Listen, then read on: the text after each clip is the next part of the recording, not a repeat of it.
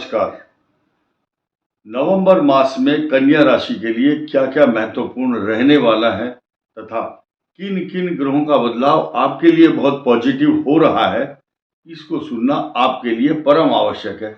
और एक नया योग सिर्फ कन्या राशि के लिए ही होगा और किसी दूसरी राशि के लिए वह अपॉर्चुनिटी नहीं आ रही है। क्यों नहीं आ रही है?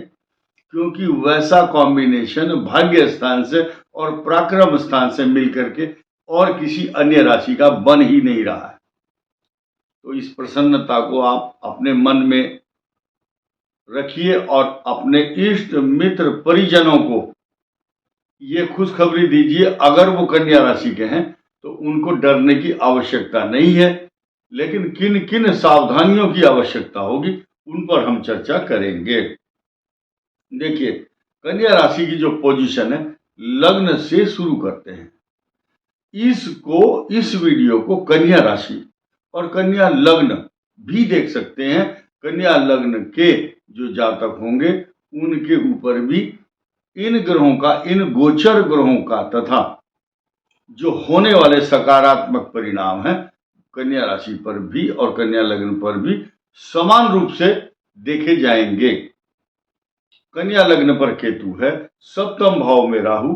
दाम्पत्य जीवन को बैलेंस करके चलना आपकी व्यक्तिगत जिम्मेदारी है। दूसरे भाव में जो शनि,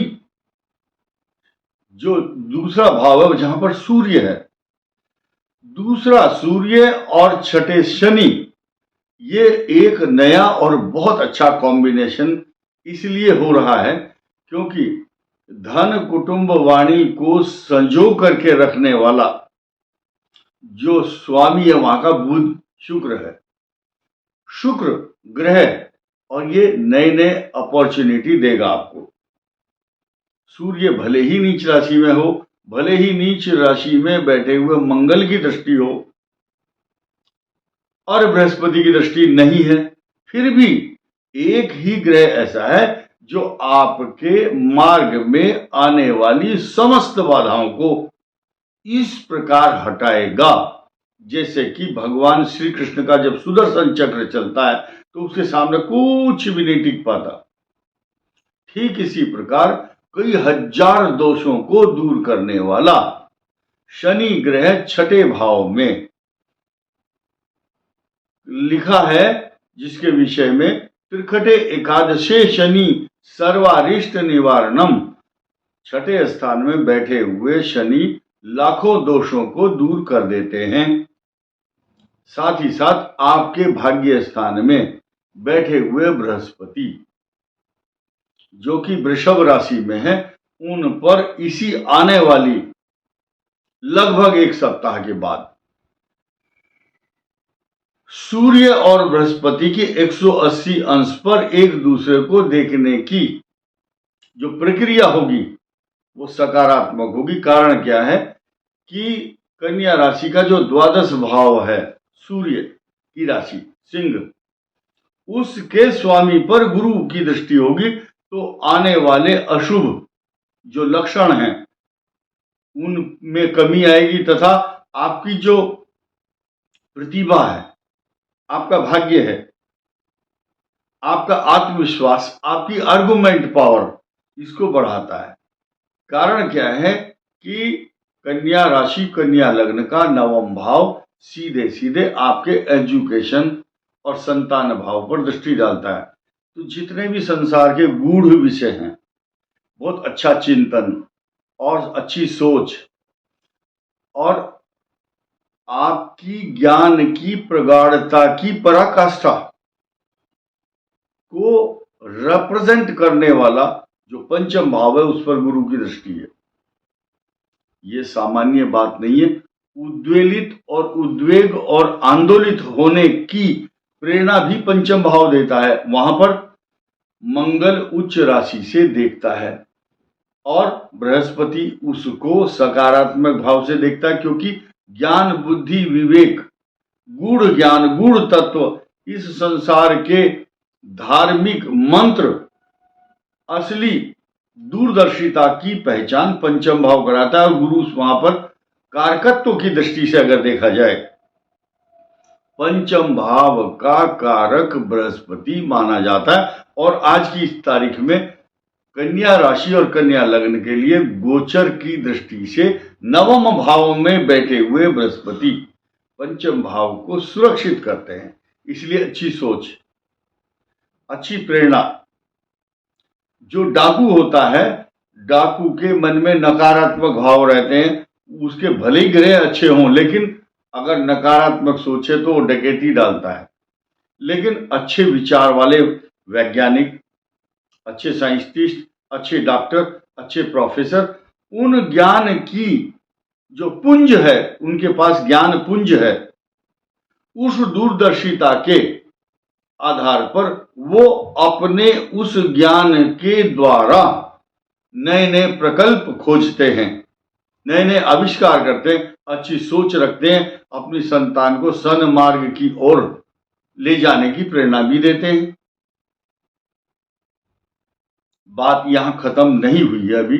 लास्ट एक बहुत अच्छा संयोग आपके लिए बताना जरूरी है। कारण क्या है, 6 नवंबर से और 2 दिसंबर तक आपका जो भाग्य स्थान है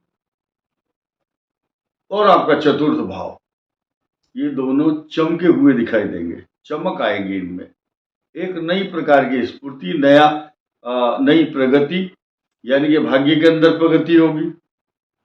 संसार के सुख, संसाधन, वाहन, अच्छे वस्त्र, आभूषण, गाड़ी, मकान, जमीन, सवारी, प्रॉपर्टी, पैसा तथा आत्मविश्वास के साथ आप समाज में नई स्फूर्ति के साथ अपनी कला कौशल और परफॉर्मेंस को अच्छी बना करके चलेंगे। क्यों चलेंगे? क्योंकि आपके अंदर चतुर्थ भाव में शुक्र और नवम भाव में बैठे हुए बृहस्पति का परस्पर स्थान परिवर्तन भी कह सकते हैं और राशि परिवर्तन भी कह सकते हैं।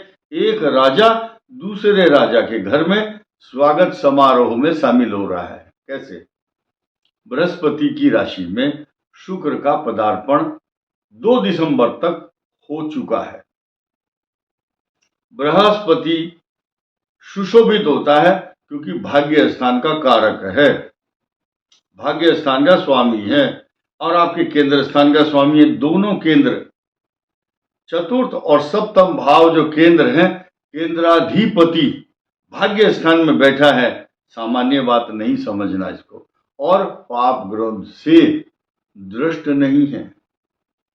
कलुषित, जब कोई भी शुभ ग्रह कलुषित हो जाता है या पापाक्रांत होता है